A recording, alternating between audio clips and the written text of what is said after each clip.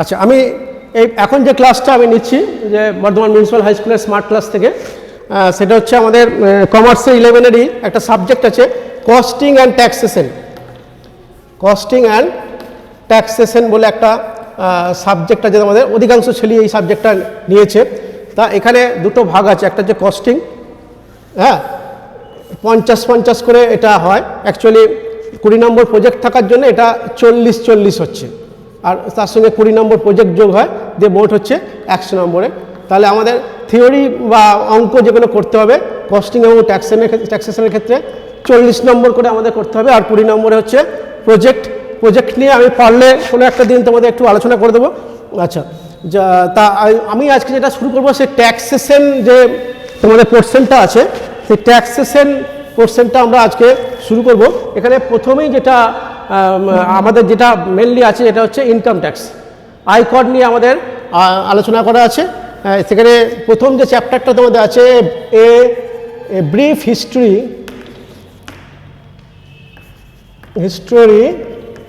Of income tax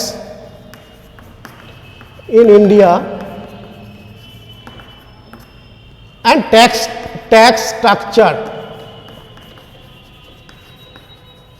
in India। এইটা হচ্ছে তোমাদের ফার্স্ট চ্যাপ্টার আছে। একটা সংক্ষিপ্ত একটা ইতিহাস, এখান থেকে খুব কম প্রশ্ন আসে, যে জায়গাগুলো থেকে প্রশ্ন আসে আমি সেটা মোটামুটি তোমাদের একটু হাইলাইট করব। হ্যাঁ, তা প্রথম হচ্ছে এই ইতিহাস বলার আগে আমি বলি ট্যাক্স জিনিসটা কি। এই ট্যাক্স জিনিসটা কি? কর, এর বাংলা হচ্ছে কর। ট্যাক্স জিনিসটা কি না, ট্যাক্স হচ্ছে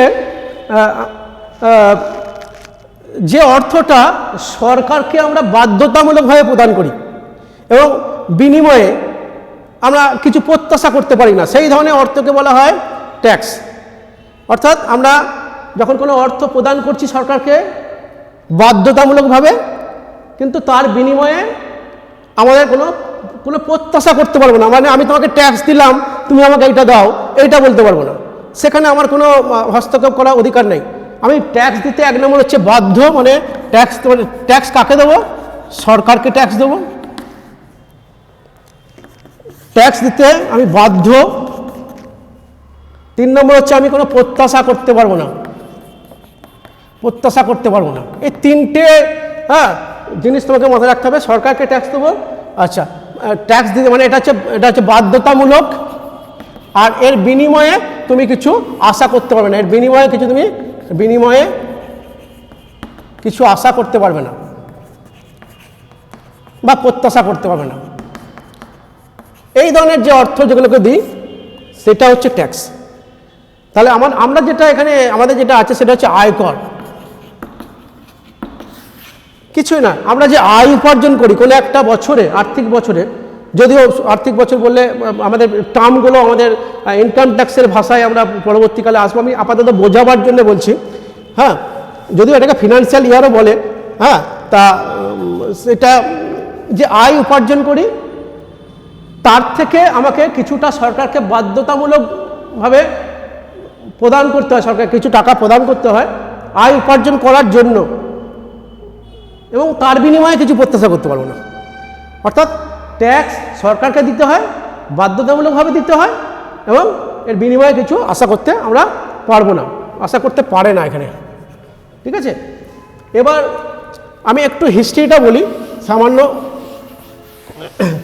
আমাদের ভারতবর্ষের প্রথম যে ইনকাম ট্যাক্স অ্যাক্ট সেটা 1860 সালে প্রথম ভারতবর্ষে ইনকাম ট্যাক্স অ্যাক্ট চালু হয়। কেন চালু হয় না, 1857 সালে তোমরা জানো যে আমাদের এখানে সিপাহী বিদ্রোহ হয়েছিল। সিপাহী বিদ্রোহ হওয়ার ফলে কী হয়েছিল না, ব্রিটিশ সরকারের তখন রাজস্বের খুব প্রয়োজন পড়েছিল।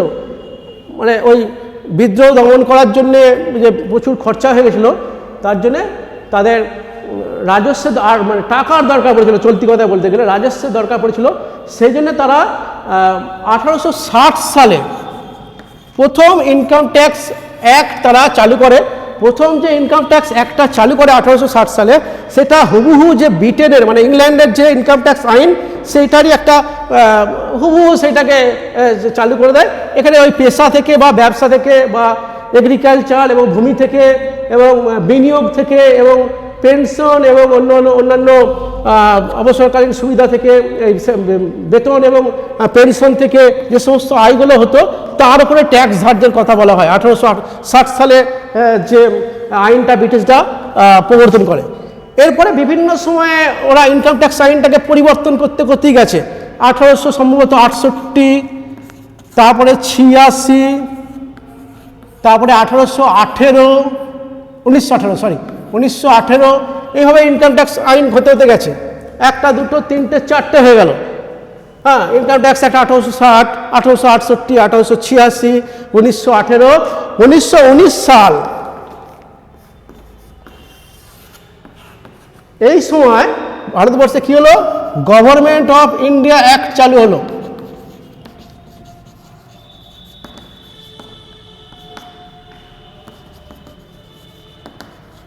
ইন্ডিয়ান অ্যাক্ট 1919 সালে চালু হলো। কি তফাৎ হলো এবার না, এতদিন পর্যন্ত আগেকার দিনে জন্মে যে বিভিন্ন প্রভিন্সিয়াল গভর্নমেন্ট থাকতো, প্রাদেশিক সরকার থাকতো। ভারতবর্ষটাকে বিভিন্ন রকম প্রভিন্সে ভাগ করা হতো, প্রদেশে, যেমন সেন্ট্রাল প্রভিন্স। হ্যাঁ, তা সেই প্রদেশে সেই প্রাদেশিক সরকাররা ট্যাক্স আদায় করতে পারত। 1919 সালে যে গভর্নমেন্ট অফ ইন্ডিয়া অ্যাক্ট চালু হলো, তারপরে এই যে কর আদায় করার যে ক্ষমতা সেটা কেন্দ্রীয়, মানে সেটাকে কেন্দ্রীভূত করা হলো, কেন্দ্রীকরণ করা হলো। কেন্দ্রীয় সরকার, সে মানে সরকার বলতে কেন্দ্রীভবন করা হলো, কেন্দ্রীয়ভাবে সেটাকে নেওয়া হবে।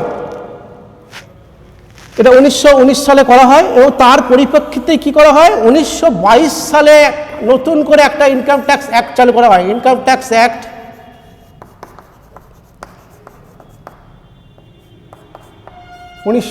সালে এইটা খুব গুরুত্বপূর্ণ। আমাদের প্রথম হচ্ছে ফার্স্ট হয়েছিল 1860 সালে ব্রিটিশ আমলে, ব্রিটিশ আমলে শেষ হচ্ছে 1922 সালে।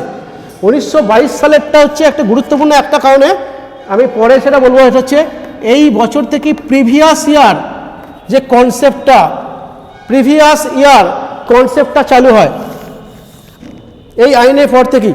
প্রিভিয়াস ইয়ার, যেটা আমি আলাদা করে তোমাদের প্রিভিয়াস ইয়ার সেকশন 3-তে আলোচনা করা আছে, সেটা পরে পরবর্তী চ্যানেলে যখন আমরা ইনকাম ট্যাক্সের বিভিন্ন টার্মস সম্বন্ধে আমরা জানবো, সেই সময় প্রিভিয়াস ইয়ার ব্যাপারটা কি সেটা সেই সময় আমরা আলোচনা করব।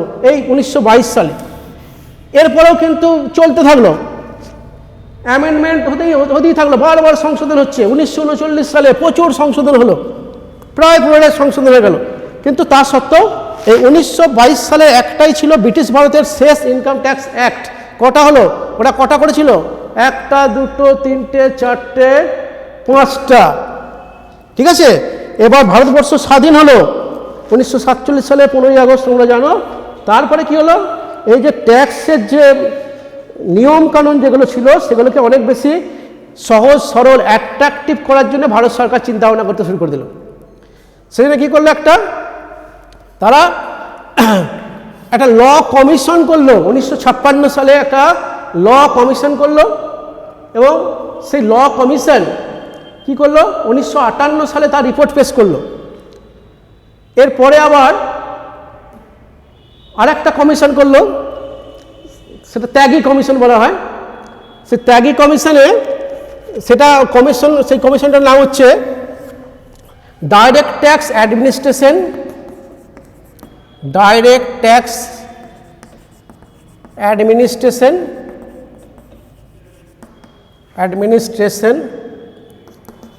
And enquiry act, enquiry commission, sorry, enquiry commission. Mahavir Tyagi তার নেতৃত্বে direct tax and administration and enquiry commission বলে একটা কমিশন গঠন করলো। তাহলে প্রথমে একটা হলো ল কমিশন হলো, আর একটা হচ্ছে ডাইরেক্ট ট্যাক্স অ্যাডমিনিস্ট্রেশন কমিশন। এরা রিপোর্ট দিল, কাকে দিল না? কেন্দ্রীয় রাজস্ব পর্ষদকে, central board of revenue, central board of revenue. এতদিন পর্যন্ত এর ক্ষমতা ছিল বিভিন্ন আয়কর সংক্রান্ত বিষয়ে সিদ্ধান্ত নেওয়ার ক্ষমতা ছিল সেন্ট্রাল বোর্ড অফ রেভিনিউর, তাকে এদের যে রিপোর্ট বা রেকমেন্ডেশন সেগুলো এটা এই পাঠালো দুটো কমিশন থেকেই পাঠানো হলো তাদের কাছে। এবং তার উপর ভিত্তি করে 1961 সালে ভারতবর্ষের যে এপ্রিল মাসে ভারতবর্ষের যে বর্তমান যে আয়কর আইনটা আছে সেইটা লোকসভায় এটাকে পাঠানো হলো। এবং ওই বছরই 13ই সেপ্টেম্বর 1961 সালের 13ই সেপ্টেম্বর, এগুলো তোমরা বই পড়লে পাবে, হ্যাঁ, 13ই সেপ্টেম্বর 1961 সালেই এটাই রাষ্ট্রপতি তার যে নড সম্মতিসূচক সম্মতি দিল, হ্যাঁ, মানে এটা বিলটা সঙ্গে সঙ্গে আইনে পরিণত হলো। তাহলে আমাদের যে ভারতবর্ষের যে ইনকাম ট্যাক্স অ্যাক্ট যেটা এখনও পর্যন্ত আমাদের চালু আছে, আগামী দিনে কী হবে সেটা বলা যাচ্ছে না, কেন এখন ডাইরেক্ট ট্যাক্স কোড বলে একটা কোড অফ ডাইরেক্ট ট্যাক্স বলে একটা নতুন জিনিস চালু করেছে কেন্দ্রীয় সরকার, যার ফলে সেটা এর জায়গাটা নেবে, ইনকাম ট্যাক্সের যে জায়গাটা নেবে, কীভাবে নেবে আমি এখন অতটা ডিটেলসে জানি না, সেজন্য আমি বলছি না অতটা ভেঙে। যাই এখনও পর্যন্ত যেটা হচ্ছে 1961 সালের যে তোমার বিলটা পাস হলো 13ই সেপ্টেম্বর, এইটাই হচ্ছে এখনও পর্যন্ত আমাদের ইনকাম ট্যাক্স আইন। সেই জন্য আমাদের ইনকাম ট্যাক্স অ্যাক্টটাকে বলা হয় ইনকাম ট্যাক্স অ্যাক্ট 1961। ইন্ডিয়ান যে ইনকাম ট্যাক্স অ্যাক্ট আছে সেটা হচ্ছে ইনকাম ট্যাক্স অ্যাক্ট 1961। সেই জন্য তোমাদের এখান থেকে আমি প্রশ্ন করতে পারি যে ইনকাম ট্যাক্স ভারতবর্ষের ইনকাম ট্যাক্স আইনটা কত সালের, না এটা 1961 সালের। কিন্তু ছাত্র ঠকানো কিছু কিছু প্রশ্ন থাকে, হ্যাঁ, ছাত্র ঠকানো প্রশ্ন থাকে, যেমন হচ্ছে যে ভারতবর্ষের আয়কর আইনটা কত সাল থেকে কার্যকরী হয়েছিল, এফেক্টিভ কত সাল থেকে হয়েছিল, হ্যাঁ। সবাই মানে যারা একটু মোটামুটি মানে ডিটেলসে পড়ে না বা স্টেজে মেরে দেবো এরকম যারা যে সমস্ত ছাত্ররা থাকে তারা খুব কনফিডেন্সের সাথে 1961 সাল করে দিয়ে চলে আসবে, ঠিক আছে। 1961 সালের আইন কিন্তু কার্যকরী হয়েছিল 1 এপ্রিল 1962 থেকে, এফেক্টিভ হয়েছিল, হ্যাঁ। সুতরাং এটা কিন্তু খেয়াল রাখতে হবে, এই দুটো কোশ্চেন কিন্তু সম্পূর্ণ আলাদা আলাদা কোশ্চেন, ঠিক আছে, এটাকে আমরা খেয়াল রাখবো। আচ্ছা, এবার এই যে 1961 সালের যে আইনটা হয়েছে এটা প্রত্যেক বছর আমরা জানো যে বাজেট অধিবেশন হয় মোটামুটি ফেব্রুয়ারি মাসের শুরুর দিকে, সেখানে তার বিভিন্ন আইনগুলো কন্টিনিউ পরিবর্তন হতে থাকে। ফাইন্যান্স বিল আসে, ফাইন্যান্স বিল থেকে সেগুলো ফাইন্যান্স অ্যাক্টে পরিণত হয় এবং আইনগুলো পরিবর্তন হয়। এছাড়াও আমাদের একটা হয়েছে নতুন সিবি, হ্যাঁ, central board of direct taxes, সিবিডিটি, central board of direct taxes বলে একটা বডি আছে আমাদের, হ্যাঁ। সে কিন্তু ওই বাজেটে যা হলো ফাইন্যান্স বিলে যা হলো এটা ছাড়াও, হ্যাঁ, সে কিন্তু বিভিন্ন সময় চেঞ্জ করে ট্যাক্সের যে সমস্ত নিয়ম কানুনগুলোকে তার চেঞ্জ করার ক্ষমতা তাকে দেওয়া আছে। এগুলো কিন্তু ফুল ফর্মগুলো একটু জেনে নেওয়ার চেষ্টা করবে। এখনও পর্যন্ত এটা নিয়ে কোনো প্রশ্ন আসে না যদিও, হ্যাঁ। Central board of direct taxes, এখন আবার হচ্ছে ডাইরেক্ট ট্যাক্সেস কোড হয়ে গেছে, কোড অফ ডাইরেক্ট ট্যাক্স, যেটা latest code of direct tax. এরপরে ইনকাম ট্যাক্স আইনটা কতটা কার্যকরী অবস্থায় থাকবে সেটা সময় সাপেক্ষ, এখন ঠিক বলা যাচ্ছে না, ঠিক আছে। কোড অফ ডাইরেক্ট ট্যাক্স যদি চালু হয়, মানে এটা কথা চলছে, ঠিক আছে। এবার কথা চলছে মানে ওটা গঠিত হয়ে গেছে। এবার যেটা আমি হিস্ট্রিটা মোটামুটি জানলাম, এবার আমাকে যেটা আমি আবার প্রথমে ফিরে আসবো যে কর জিনিস কি, কে কাকে কর দিতে হয়। আমি আগেই বলেছিলাম কর হচ্ছে যেটা হচ্ছে সরকারকে দিতে হয়, বাধ্যতামূলকভাবে দিতে হয় এবং কর দেওয়ার পরিবর্তে তুমি কিছু আশা করতে পারো না, এটা প্রথমেই বলে দেওয়া হয়েছে। এবার কর কারা আদায় করবে, সরকার বলতে কি বুঝছো?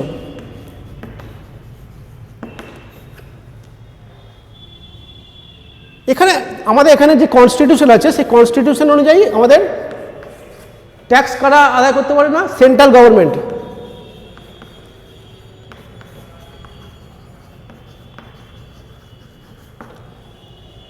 State government,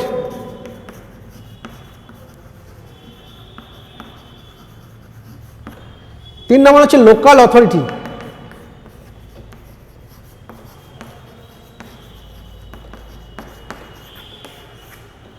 local authority. সরকার বলতে আমরা কি বুঝবো না, সেন্ট্রাল গভর্নমেন্ট লোকসভায় আইন পাস করে সেন্ট্রাল গভর্নমেন্ট বিভিন্ন ধরনের ট্যাক্স সে চালু করতে পারে। মেনলি যে ট্যাক্সগুলো সেন্ট্রাল গভর্নমেন্ট যেটা নেয় হচ্ছে তার মধ্যে উল্লেখযোগ্য হচ্ছে যেটা আমরা পড়ব, ইনকাম ট্যাক্স, ওয়েলথ ট্যাক্স, তোমার হচ্ছে কর্পোরেট ট্যাক্স, এইগুলো নেয়। স্টেট গভর্নমেন্টের হাতে কি আছে? স্টেট গভর্নমেন্টের হাতে আছে মেনলি হচ্ছে এগ্রিকালচারাল ইনকাম থেকে যদি কোনো ট্যাক্স নিতে পারে, সরকার নেয় না সাধারণত, সেটা নিতে পারে। প্রফেশনাল ট্যাক্সটা নিতে পারে। ল্যান্ড রেভিনিউ, ভূমি রাজস্ব, সেগুলো স্টেট গভর্নমেন্টের হাতে আছে। এছাড়া এটা হচ্ছে লোকাল যে বিধানসভা, স্থানীয় বিধানসভা যেটা আছে, যেমন ওয়েস্ট বেঙ্গল বিধানসভা, কর্ণাটক বিধানসভা, তারা তাদের বিধানসভায় আইন পাস করে তাদের যে ট্যাক্স যেগুলো নেয়, কোন ট্যাক্সগুলো নিতে পারে সেগুলো কিন্তু তাদের অধিকারে বলে দেওয়া আছে। সব ট্যাক্স, ইনকাম ট্যাক্স তারা নিতে পারবে না, কর্পোরেট ট্যাক্স তারা নিতে পারবে না, তার যে ক্ষমতার মধ্যে তারা সেই ট্যাক্সগুলো নেয়। আর একটা হচ্ছে লোকাল অথরিটি, এই যে স্টেট গভর্নমেন্টগুলো তারা বিধানসভায় আইন পাস করে তাদের যে স্থানীয় কর্তৃপক্ষ যেগুলো আছে, মানে পৌরসভা বা কোনো পৌর নিগম, এরা কিছু কিছু, যেমন হচ্ছে মিউনিসিপ্যাল ট্যাক্স, পৌরসভা নেয় না মিউনিসিপ্যাল ট্যাক্স পৌরসভা নেয়। হ্যাঁ, তারপরে হচ্ছে তোমার ওয়াটার ট্যাক্স, জল কর নেয়। হ্যাঁ, তারপরে হচ্ছে প্রণালী ট্যাক্স, সুয়ারেজ যেটাকে বলা হয়, সেই ট্যাক্সটা এগুলো পৌরসভা এরা নেয়। তাহলে বিভিন্ন ধরনের ট্যাক্স স্ট্রাকচার আমরা আস্তে আস্তে বুঝতে পারছি। Central government, state government, local authority এরা ট্যাক্স ধার্য করতে পারে। এছাড়া কোনো সংস্থা বা সরকার তো থাকছে না, কোনো ব্যক্তি বা প্রতিষ্ঠান ট্যাক্স ধার্য করার কিন্তু অধিকার নাই। এবং এইখানে যে অধিকারগুলো ভাগ করে দেওয়া আছে খুব সুন্দরভাবে, ঠিক আছে। এবার আমরা যে বিষয়টা নিয়ে একটু আলোচনা করব, যে ট্যাক্সটা তার যে শ্রেণীবিভাগ করবো, ট্যাক্সগুলোকে আমরা মেনলি দুটো ভাগে ভাগ করব। একটা হচ্ছে প্রত্যক্ষ কর, যেটাকে আমরা বলি ডাইরেক্ট ট্যাক্স, আর একটা হচ্ছে ইনডাইরেক্ট ট্যাক্স। এই দুটো ভাগে আমরা ভাগ করব, ঠিক আছে। ডাইরেক্ট ট্যাক্স আর ইনডাইরেক্ট ট্যাক্স, এই দুটোকে আমরা একটু ভাগ করব। ডাইরেক্ট ট্যাক্স জিনিসটা কি, আমি কয়েকটা আগে উদাহরণ দিয়ে দিই, তাহলে বুঝিয়ে দিচ্ছি। এটা হচ্ছে তোমার ইনকাম ট্যাক্স, হচ্ছে একটা ডাইরেক্ট ট্যাক্স। আমি ইনকাম ট্যাক্সটার উপর জোর দিচ্ছি কেন, তোমাকে কোশ্চেনে দেবে ইনকাম ট্যাক্স কী ধরনের tax. Corporate tax, wealth tax, professional tax, এগুলো সব হচ্ছে ডাইরেক্ট ট্যাক্স। ইনডাইরেক্ট ট্যাক্স কি? ইনডাইরেক্ট ট্যাক্সের সংখ্যা আগে প্রচুর ছিল, এখন আমাদের জিএসটি আসার পরে গুডস অ্যান্ড সার্ভিস ট্যাক্স, যেটা আমরা এখানে আমাদের পড়ার দরকার নেই, কেন আমরা পড়ব income tax. Goods and service tax আমরা অ্যাকাউন্টেন্সিতে কিছুটা শেখাই, মানে যে চ্যাপ্টারে এটা আলোচনা করা হয় সেই চ্যাপ্টারটা যেহেতু আমি পড়াই, গুডস অ্যান্ড সার্ভিস ট্যাক্সটা আমি ওখানে একটু আলোচনা করি ছেলেদের সাথে। সেইখানে আমি যদি ওই চ্যাপ্টারটা ক্লাস নেওয়ার সুযোগ হয়, সেখানে জিএসটি বিষয়টা কি আমি সেখানে বিস্তারিতভাবে আলোচনা করব। একটা হচ্ছে ওয়ান নেশন ওয়ান ট্যাক্স, এই স্লোগানের ভিত্তিতে এই ট্যাক্সটা চালু হয়েছে।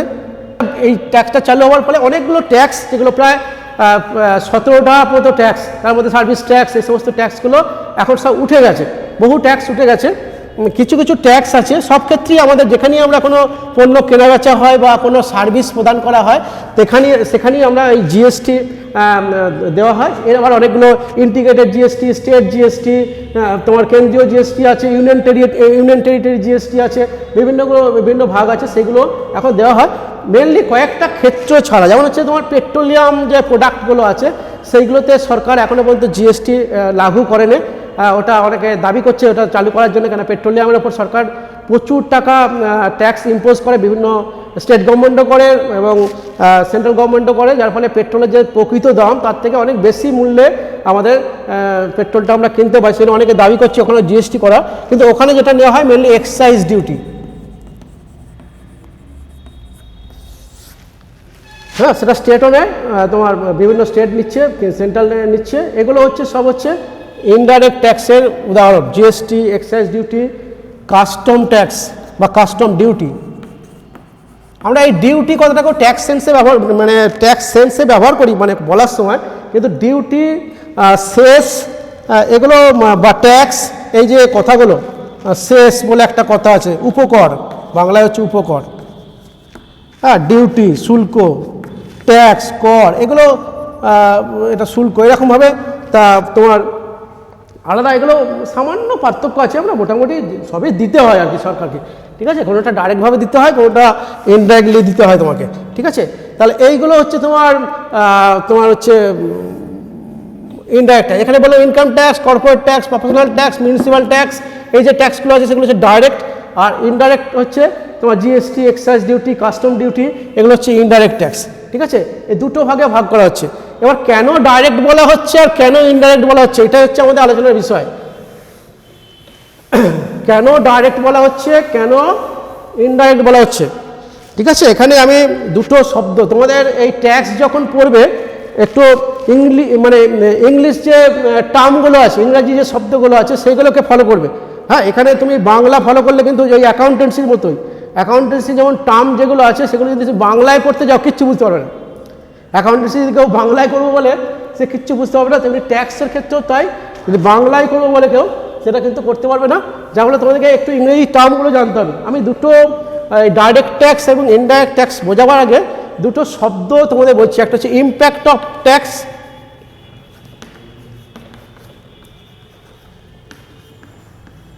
Incidents of tax. এটাকে বাংলায় আমরা একটু বলতে পারি করঘাত, করপাত। হ্যাঁ, impact of tax, incident of tax. Impact of ট্যাক্সটা কি? ইম্প্যাক্ট অফ ট্যাক্স বা করঘাত অ্যাকচুয়ালি যে ব্যক্তি বা প্রতিষ্ঠানকে আলটিমেটলি সরকারকে ট্যাক্সটা দিতে হয়, পেমেন্ট করবে, যার মাধ্যমে সরকার কাছে ট্যাক্সটা যাবে, সেটাকে বলা হচ্ছে করঘাত। ফার্স্ট যার কাছে এসে ট্যাক্সটা পড়ে, প্রথম যে ব্যক্তি বা প্রতিষ্ঠানের উপর ট্যাক্সটা সরকার চাপায়, মানে তারপর করঘাত হলো, ইম্প্যাক্ট অফ ট্যাক্স হলো, এ কিন্তু ট্যাক্সটা দেবে, এই ব্যক্তি ট্যাক্সটা দেবে যার উপরে করঘাত হলো, ঠিক আছে। এ ট্যাক্সটা দেবে মানে এর পকেট থেকে পয়সা যাবে তা নয়, এর পকেট থেকে পয়সা নাও যেতে পারে, ট্যাক্সটা এ দেবে, টাকাটাই না দিতে পারে, ট্যাক্সের টাকাটা অন্য কেউ দিতে পারে। ট্যাক্সের টাকাটা যে দেবে ইনসিডেন্স অফ ট্যাক্স, করপাত, সেই অ্যাকচুয়াল ট্যাক্সটা দেয়, তার টাকাটা যায়, সে সরকারকে হয়তো সরাসরি দিচ্ছে না, টাকাটা যাচ্ছে যার উপর করপাত হচ্ছে, ইনসিডেন্স অফ ট্যাক্স যার উপরে হচ্ছে, ঠিক আছে, সে টাকাটা পেমেন্ট করবে। তাহলে ডাইরেক্ট ট্যাক্সের ক্ষেত্রে কি হয়? ডাইরেক্ট ট্যাক্সের ক্ষেত্রে এই দুটো একই ব্যক্তি বা প্রতিষ্ঠানের উপর পড়ে। ডাইরেক্ট ট্যাক্সের উপরে যার উপরে করঘাত তার উপরেই করপাত, অর্থাৎ এর যে করের বোঝা আছে সে কাউকে বোঝাটা অন্য কাউকে মাথায় চাপিয়ে দিতে পারে না, সে তার বোঝাটা অন্য কারো মাথায় চাপিয়ে দিতে পারে না, তাকেই ট্যাক্স দিতে হবে। যেমন আমরা যারা স্যালারিড পার্সন, যারা বেতনভোগী কর্মচারী আছি, হ্যাঁ সরকারি কর্মচারী, শিক্ষক যারা আছেন, তারা যে আমরা বেতন থেকে যে আয় উপার্জন করি তার ট্যাক্সটা কিন্তু আমাদেরকেই দিতে হয়, আমরাই পেমেন্ট করি, মানে আলটিমেটলি টাকাটা আমাদের পকেট থেকে যায়, সেই জন্যে এটাকে বলা হচ্ছে ডাইরেক্ট ট্যাক্স। অর্থাৎ যে করের ক্ষেত্রে করভারটাকে কোনো ব্যক্তি অন্য ব্যক্তির উপর চাপাতে পারে না, অর্থাৎ করঘাত এবং করপাত একই ব্যক্তির উপরে হয়, সেটা হচ্ছে তোমার ডাইরেক্ট ট্যাক্স। আর ইনডাইরেক্ট ট্যাক্সের ক্ষেত্রে কী হবে? করঘাত হলো মানে ইম্প্যাক্ট অফ ট্যাক্সটা পড়লো, আমি দোকানে খেতে গেলাম, রেস্টুরেন্টে খেতে গেছি, বিরিয়ানি খেতে গেছি, বিরিয়ানি খেয়ে যখন আমাকে বিল দিলে তখন দেখলো যে বিরিয়ানির যে দাম 100 টাকা, তার সঙ্গে তোমার আরও ট্যাক্স নিয়ে হয়তো সেটা 120 টাকা হয়ে গেছে। এই যে 20 টাকা 100 প্লাস, আমি এটা রাফলি বলছি কিন্তু, হ্যাঁ জানি না বিরিয়ানির উপর কত ট্যাক্স আমি জানি না, তা এই যে এক্সট্রা 20 টাকাটা এ কী করবে? কাস্টমারের উপরে চাপিয়ে দিচ্ছে। যে খরিদ্দার যে খেতে গেছে তার কাছ থেকে নেবে, তার বিরিয়ানির দাম 100 টাকা, তার সঙ্গে সে জিএসটি নিয়ে নেবে 100 টাকা, 20 টাকা, তাহলে নিল কত? 120 টাকা। করের ভারটা অন্যের ঘাড়ে চাপিয়ে দিল, কাস্টমারের উপরে চাপিয়ে দিল। কাস্টমারের উপরে করের ভারটা সে চাপিয়ে দিল, কিন্তু ট্যাক্সটা পেমেন্ট করবে কে? পেমেন্ট করবে ওই রেস্টুরেন্টই পেমেন্ট করবে। ওই রেস্তোরাঁ, যে রেস্তোরাঁয় খেতে গেছো, সে ট্যাক্সটা নিল তোমার কাছ থেকে, সে সরকারকে দেবে, কিন্তু নিচ্ছে কার কাছ থেকে? আমার কাছ থেকে। যেটা ডাইরেক্ট ট্যাক্সের ক্ষেত্রে কিন্তু সেটা হচ্ছে না। আমি আমার ট্যাক্স দিতে হবে, আমি স্যালারি থেকে ইনকাম করছি, আমি কাউকে বললাম না যে তুমি আমার ট্যাক্সটা দিয়ে দাও, দিতে সেটা কিছুতেই সেটাকে আমি ট্রান্সফার করতে পারবো না বোঝাটাকে। এরা এদের বোঝাটাকে ট্রান্সফার করে দিচ্ছে, অর্থাৎ এরা ট্যাক্সটা দেবে কিন্তু ওর নিজের পকেট থেকে ট্যাক্সটা দেবে না, ট্যাক্সটা দেবে যে কাস্টমার, যে খরিদ্দার, তার কাছ থেকে নেবে, ইনডাইরেক্টলি ট্যাক্সটা নিচ্ছে। এই জন্য এটা হচ্ছে ইনডাইরেক্ট ট্যাক্স। এই যে আমরা যেটা বললাম এক্সাইজ ডিউটি, জিএসটি, এই ধরনের ট্যাক্সগুলো সব হচ্ছে ইনডাইরেক্ট ট্যাক্স। এগুলো আলটিমেটলি কাস্টমাররা দেয়, হ্যাঁ, কিন্তু কাস্টমাররা সরাসরি সরকারকে গিয়ে দেয় না। কাস্টমাররা তাদের কাছ থেকে, যারা পণ্য বিক্রেতা যারা আছে বা সার্ভিস যারা প্রদান করছে, তারা কাস্টমারদের কাছ থেকে নিয়ে নেয়, জিনিসের দামের মধ্যে সেটা অন্তর্ভুক্ত করে নেয় এবং পরবর্তীকালে সেটা তারা সরকারকে পেমেন্ট করে। ঠিক আছে? তাহলে ডাইরেক্ট ট্যাক্সের ক্ষেত্রে আমরা দেখব একদম ব্যক্তি, মানে যে কর দেবে আর সে তার, আর সরকার, মাঝে কেউ নেই। এখানে কিন্তু মাঝে একজন ব্যক্তি থাকছে, কর দিচ্ছে একজন, সরকার একদিকে আছে, সরকার ট্যাক্স একজন দিচ্ছে, মাঝে একজন কালেকশন করছে। ঠিক আছে? তাহলে এই বৈশিষ্ট্যটা যে সমস্ত ট্যাক্সের ক্ষেত্রে আমরা দেখতে পাবো, সেইগুলি হচ্ছে আমরা বলবো, সেটা বলবো ওরা ইনডাইরেক্ট ট্যাক্স। ঠিক আছে? এবার এইগুলো মোটামুটি পার্থক্য বুঝে গেছে। এবার ডাইরেক্ট ট্যাক্সটা বেশিরভাগ ক্ষেত্রে, মানে বেশিরভাগ ক্ষেত্রে নয়, ডাইরেক্ট ট্যাক্স হচ্ছে নেওয়া হয় তোমার কোনো ব্যবসা করছো, সেখানে মুনাফা হলো, কোনো সম্পত্তি বিক্রয় করলে, বা কোথাও তুমি চাকরি করছো, এই ধরনের যে আয়গুলো হয় তার উপরে ডাইরেক্ট ট্যাক্সগুলো নেওয়া হয়। মানে ডাইরেক্ট ট্যাক্স মূলত ব্যবসা বাণিজ্য, তোমার হচ্ছে চাকরি, পেশা, হ্যাঁ, বা কোনো একটা সম্পত্তি থেকে আয় হলে সেইগুলো এই ডাইরেক্ট ট্যাক্সের মধ্যে আসে, এই পারভিউয়ে আসে।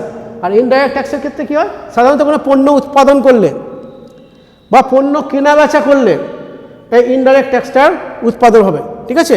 আমি পেট্রোল পাম্পে গেলাম, পেট্রোল নিলাম, কিনলাম, সেখানে আমাকে নিজের অজান্তেই আমি ট্যাক্সটা দিয়ে চলে এলাম, গায়ে লাগে না, হ্যাঁ, কেন? আর তোমার ইনকাম ট্যাক্স দিতে, মানে ডাইরেক্ট ট্যাক্স দিতে আমাদের কিন্তু একটা মানে কষ্ট হয়। আমরা যেহেতু ডাইরেক্ট দিই, মানসিক প্রস্তুতি আমাদের সেইভাবে থাকে না, সেই জন্য ডাইরেক্ট দিই বলে সেই জন্য ইনকাম ট্যাক্স সবাই দিতে চায় না, অপ্রিয়। ইনকাম ট্যাক্স হচ্ছে খুব অপ্রিয়, হ্যাঁ, সেই জন্য কর ফাঁকি দেওয়ার একটা টেন্ডেন্সি থাকে। কিন্তু আমরা ইনডাইরেক্টলি প্রচুর ট্যাক্স দিই, কিন্তু সেটা নিয়ে আমাদের ইনকাম ট্যাক্স দিতেই আমাদের খুব কষ্ট হয়। তার কারণ হচ্ছে ইনকাম ট্যাক্স হচ্ছে ডাইরেক্ট ট্যাক্স, মানসিক প্রস্তুতিটা আমরা ঠিকমতো নিতে পারি না, কিন্তু এইখানে আমরা নিজের অজান্তেই ট্যাক্স দিয়ে চলে আসি, ইনডাইরেক্ট ট্যাক্স। কোথাও রেস্টুরেন্টে খেতে যাচ্ছি, কোথাও পেট্রোলিয়াম, মানে আমরা পেট্রোল ভরতে যাচ্ছি, ডিজেল কিনতে যাচ্ছি, আমরা ইনডাইরেক্টলি সেটা দিয়ে দিচ্ছি। ঠিক আছে? তাহলে এখানে মেন পার্থক্য কী আছে না, এখানে একই ব্যক্তির ওপর করঘাত এবং করপাত দুটো পড়ে। আর তোমার এখানে হচ্ছে যে করভারটা ইনডাইরেক্ট ট্যাক্সের ক্ষেত্রে, সেটা হচ্ছে সে অন্য কোনো ব্যক্তির ওপরে সে সেটাকে চাপিয়ে দিতে পারে। ঠিক আছে? আচ্ছা, ডাইরেক্ট ট্যাক্স তোমার যেটা এখানে বলা যেতে পারে, ডাইরেক্ট ট্যাক্স সংগ্রহ করার ক্ষেত্রে সরকারকে খুব বেশি খরচা করতে হয় না ডাইরেক্ট ট্যাক্স সংগ্রহ করার ক্ষেত্রে, কিন্তু তোমার ইনডাইরেক্ট ট্যাক্স সংগ্রহ করতে গেলে তোমাকে প্রচুর অফিস, তোমার প্রচুর কর্মচারী, এই সমস্ত তোমাকে নিয়োগ করতে হয়। সেই জন্য এতে তোমার সরকারের খরচাটা অনেক বেশি হয়। আচ্ছা, ডাইরেক্ট ট্যাক্সে যেটা হয়, তোমার ব্যক্তির যে ক্রয় ক্ষমতা সেটা কমিয়ে দেওয়া হয়। ডাইরেক্ট ট্যাক্সটা, সেই জন্য ডাইরেক্ট ট্যাক্সটা কী হয়, তোমার কোনো একটা দেশে মুদ্রাস্ফীতি নিয়ন্ত্রণ করার ক্ষেত্রে একটা ভূমিকা আছে। সরকার যদি চায় যে মানুষের হাত থেকে টাকা কমিয়ে নেব, হ্যাঁ, তাহলে কিন্তু সে ডাইরেক্ট ট্যাক্সটাকে বাড়িয়ে সেটাকে কমিয়ে নিতে পারে। এই ডাইরেক্ট ট্যাক্স এবং ইনডাইরেক্ট ট্যাক্সের যে পার্থক্যগুলো আছে, দেখবে তোমাদের বইয়ে দেওয়া আছে বেশ বড় করে। তোমাদের 4 নম্বর বা 6 নম্বরে বেশি কোশ্চেন তোমাদের এই ডাইরেক্ট ট্যাক্স, ইনডাইরেক্ট, এই চ্যাপ্টার, মানে যে কোনো 4 নম্বর বা 6 নম্বরে বেশি কোশ্চেন তোমাদের এখান থেকে দেয় না। 4টে বা 6টা করে পয়েন্ট তোমরা লিখবে, তাহলেই তোমার হয়ে যাবে। আর যেটা বললাম একটু আগে, যে মাঝে একজন ব্যক্তি থাকে, ডাইরেক্ট ট্যাক্সের ক্ষেত্রে ব্যক্তি বা প্রতিষ্ঠান এবং সরাসরি সরকারকে ট্যাক্স দেয়, আর এখানে একজন মাঝে ব্যক্তি থাকে। এরকম 4-5টা পয়েন্ট তোমরা করে নেবে। ডাইরেক্ট ট্যাক্স এবং ইনডাইরেক্ট ট্যাক্সের ব্যাপারটা এভাবে তোমরা করবে।